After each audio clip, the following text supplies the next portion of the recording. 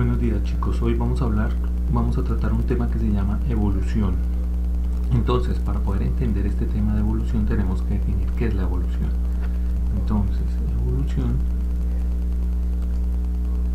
es todo cambio o transformación gradual de algo, es decir, cómo de un estado se pasa a otro y esos pasos o circunstancias o situaciones pueden modificarse. En el caso de la evolución biológica es un conjunto de cambios en caracteres fenotípicos, es decir, de sus características físicas y sus características genéticas, y se dan en poblaciones biológicas a través de varias generaciones. Este proceso da como consecuencia que se produzcan muchas versiones de un mismo organismo, y eso da a lo que nosotros llamamos diversidad. Un ancestro común o un antepasado común es un organismo del cual se parte o se bifurca una especie y se pueden originar dos diferentes. La palabra evolución se utilizó para describir cambios en todo tipo de proceso, y fue utilizada por primera vez en el siglo XVIII por un biólogo suizo llamado Charles Bonnet, en un libro del cual él empezó a hablar sobre evolución. Digamos que él fue uno de los pioneros en hablar sobre este tema. Para poder abarcar más este tema hay que tener claro que hay teorías que vienen antes del proceso evolutivo y se le llaman teorías preevolutivas. Una de estas teorías preevolutivas tenemos como el transformismo. El transformismo es una teoría de la cual agrupa todo lo que son leyendas de la antigüedad de los pueblos ancestrales que hablan de transformaciones fabulosas. A esas transformaciones fabulosas se han originado cuentos y literatura.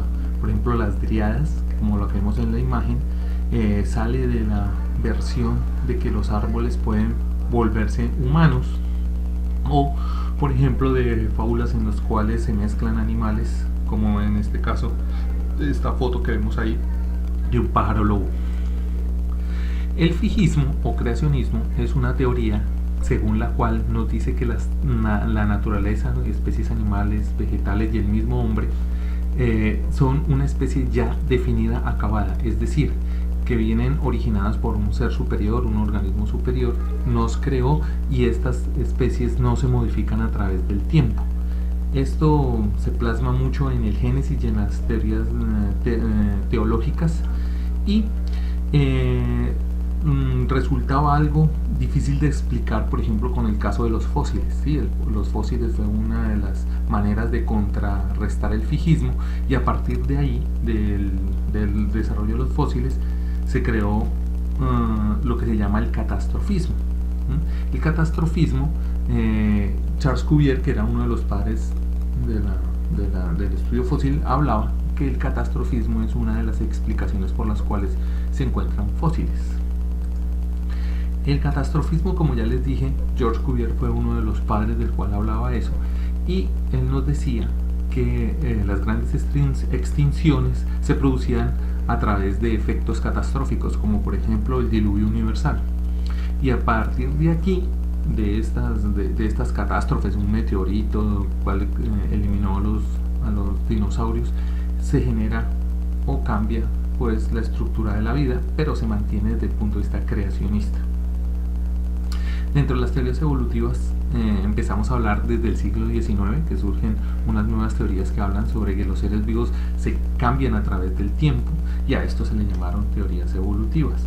Estas teorías evolutivas, el primero en abarcar el tema fue Lamarck, con el lamarckismo. Entonces, en el lamarckismo él nos hablaba que él decía que las especies no eran o sea, el primero que se puso la inmutabilidad de las especies fue él, es decir, Lamarck estuvo en contra de lo que hablaba del fijismo, y que todas las especies cambian gradualmente. Él le dio una visión en la cual estos organismos cambiaban básicamente por necesidad, y cambiaban ellos mismos como individuo, más no como especie. ¿Eso qué quiere decir? Eso quiere decir que el lamarckismo se basa en tres procesos claros. Uno, tendencia a la complejidad. La tendencia a la complejidad nos habla que según esto los organismos tienen un impulso interno hacia la perfección y a ser mucho más especializados, y que estos cambios se dan basados en el ambiente y que a partir de ahí provoca que aparezcan órganos nuevos, y estos órganos nuevos se dan o se trasladan a los descendientes. Lo segundo es la aparición de adaptaciones. Entonces, la necesidad de provocar la aparición de órganos nuevos da como resultado órganos que se atrofian y órganos que desaparecen porque no se utilizan, y otros que aparecen debido a la necesidad. Entonces, es la hipótesis del uso y del desuso, que simplifica estas expresiones de que la función crea el órgano y el órgano que no se utiliza se atrofia. Y el tercer aspecto es la herencia de los caracteres adquiridos. Los caracteres adquiridos durante la vida del individuo se conservan y se transmiten a través de sus hijos, a través de su descendencia, y esta idea, el hecho de tener estos caracteres adquiridos, está arraigada básicamente en la cultura popular. Incluso hoy se mantiene esa teoría de que muchas personas hablan de caracteres adquiridos y que esto se heredan a la descendencia. Por ejemplo, hablando de estos, Lamarck nos decía que él creía pues que estos caracteres eran adquiridos y que se podían heredar a través del tiempo. En esto él se equivocó, es decir, en esa época todavía no se conocía mucho sobre la genética, y entonces todos sabemos muy bien que las características ambientales esas modificaciones ambientales no pueden afectar la parte genética y por tanto no podrían heredarse. Entonces, digamos que este sería uno de los problemas que tendría la teoría lamarckiana. Es decir, Lamarck dice que un órgano se crea por necesidad y este se hereda a su descendencia. Eso quiere decir que el ambiente modifica al individuo, y esto no es cierto. Por ejemplo, que un atleta corre y por eso desarrolla músculos, pero eso es más bien un cambio dado básicamente por el hecho del uso del órgano, más no esta característica se va a heredar a la descendencia. Es decir, un hombre musculoso no va a tener hijos musculosos. Tomemos un ejemplo más claro, las jirafas. Entonces Lamarck decía que en una población de jirafas, antes África era un continente que se encontraba lleno de bosques y árboles y arbustos pequeños, y las jirafas pastaban y comían. Dado por un cambio climático, África se convirtió en un continente seco, ¿sí? Y esta sequía causó básicamente que una población de antílopes pequeños, o sea, que tenían el cuello corto, jirafas de cuello corto, por decir de alguna manera, que consumían hojas de árboles pequeños, por la sequía, estos árboles pequeños desaparecieron y solo sobrevivieron los árboles grandes y más robustos, y por ende se vieron en la necesidad de que estos pequeños antílopes desarrollaran patas más largas y cuellos más largos para alcanzar esas hojas verdes. Entonces las hojas accesibles se agotaban y debían crecer para llegar, o sea, los cuellos debían de crecer para llegar a esas hojas que eran mucho más ricas. Eso decía Lamarck. ¿Listo? Y él nos muestra que los descendientes a su vez iban a heredar estas características de cuello largo y patas largas. Esta era la teoría lamarckiana. Ahora, posteriormente a Lamarck aparece un señor llamado Charles Darwin y un señor llamado Wallace. Charles Darwin, que era un conocido naturalista inglés, ¿sí? Su padre era médico y su abuelo también era naturalista.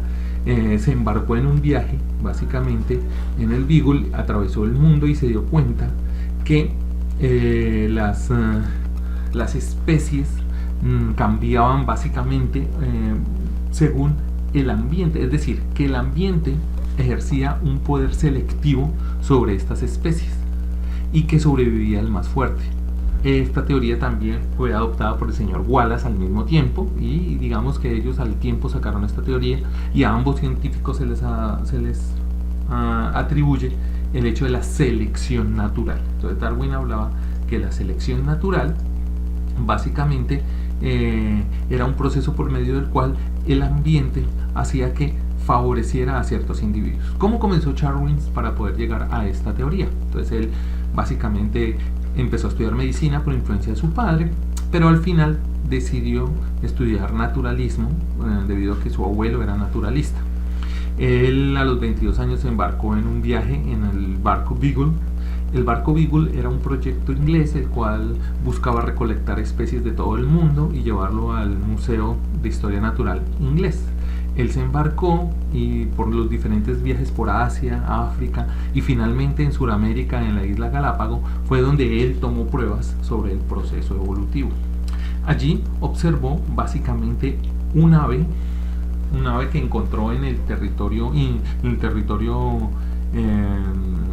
el continente, en el territorio continental, que era un pinzón, y en las Islas Galápagos se encontró el mismo pinzón pero con 12 variedades adicionales.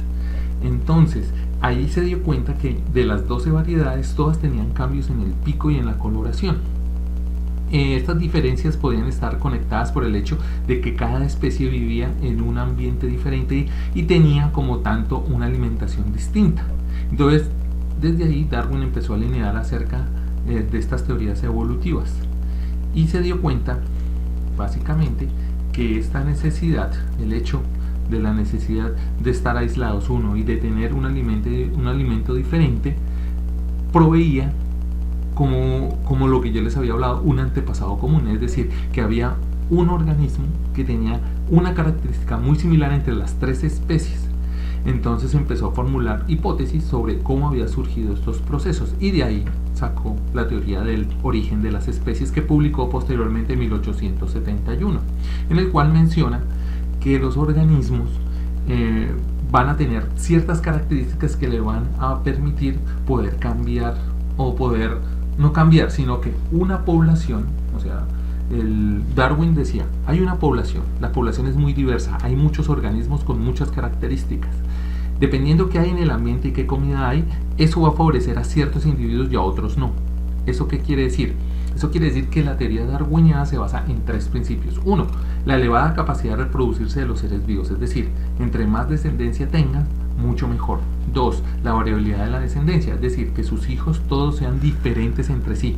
O sea, de esos pinzones habían pinzones con el pico torcidito, otros con el pico grueso, y que fue lo que llevó a que este proceso se diera, a que tenía más alimento y tenía más hijos. Entonces por eso nos da el tercer aspecto, la actuación del proceso llamado selección natural. Entonces, dependiendo de qué tanta cantidad de alimento y qué tantos hijos pueda tener y qué tan diverso seas, eso va a favorecer a uno u a otro.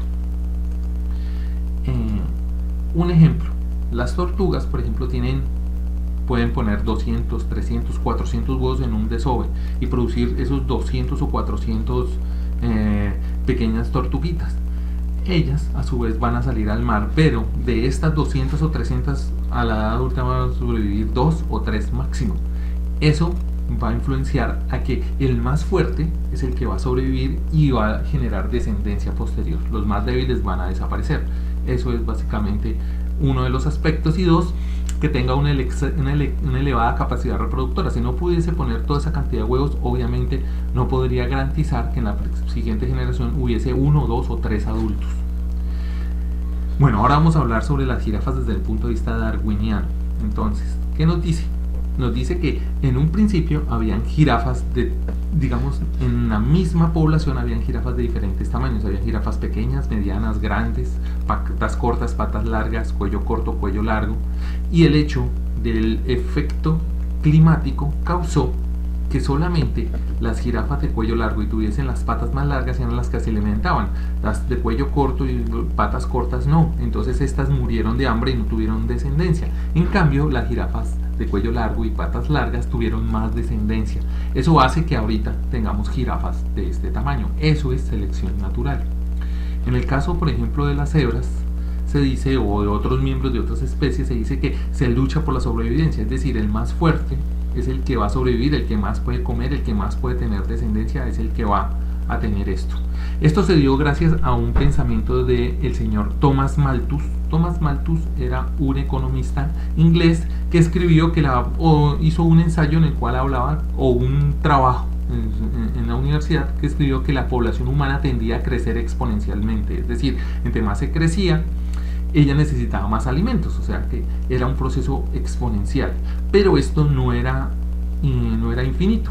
Dice que va a llevar un momento en el cual la crisis, la falta de alimento va a hacer que los humanos compitan entre sí y que el más fuerte va a sobrevivir. a este proceso, Darwin le generó algunas variaciones sobre qué cosas se heredan, cómo los individuos más o menos capaces se pueden enfrentar, etcétera, etcétera, y de ahí moldeó lo que llamamos nosotros la selección natural. Entonces, la selección natural, ¿sí?, va a generar unas características bien importantes que son la variabilidad genética. Este aspecto es bien importante para tener eso en cuenta. Es decir, que la capacidad para adaptarse de un organismo viene a que su genoma sea muy amplio, ¿sí?, y que su descendencia también sea amplia, y que el que mejor se adapte, va determinadamente a favorecer y a florecer, los que no van a desaparecer. Entonces, a esto le llamó selección natural. Ahora, tomando el tema de las jirafas que hablaba Lamarck, vamos a explicarla desde el punto de vista de Darwin. Entonces, Darwin decía que la variabilidad genética de estas jirafas, o sea, el hecho de que tuvieran jirafas pequeñas, medianas y grandes, daba a que cualquiera de esos organismos se viese favorecido. En este caso, por la sequía se vio favorecida a las jirafas de cuello largo, y ellas estaban mejor adaptadas, es decir, que sus características ya genéticas de base les sirvió para que, compitiendo con las otras jirafas, las más altas eran las que van a sobrevivir y van a tener más descendencia. Entonces, debido a esto, Darwin fue muy atacado. Por ejemplo, en la imagen que vemos es de un caricaturista, el cual él hablaba de la evolución de las especies. Él decía que los hombres provenían del mono. Bueno, digamos que esta idea no fue netamente de él, sino que se desprendió y pues desató una gran polémica, y sobre todo la iglesia lo persiguió muchísimo. Bueno, posterior a Darwin se creó el neodarwinismo. Entonces, el neodarwinismo, también llamado teoría sintética de la evolución, es la teoría darwiniana más el concepto genético que generó Mendel. Entonces, de ahí se habla de la variabilidad genética y de la selección natural como fenómenos básicamente del proceso evolutivo.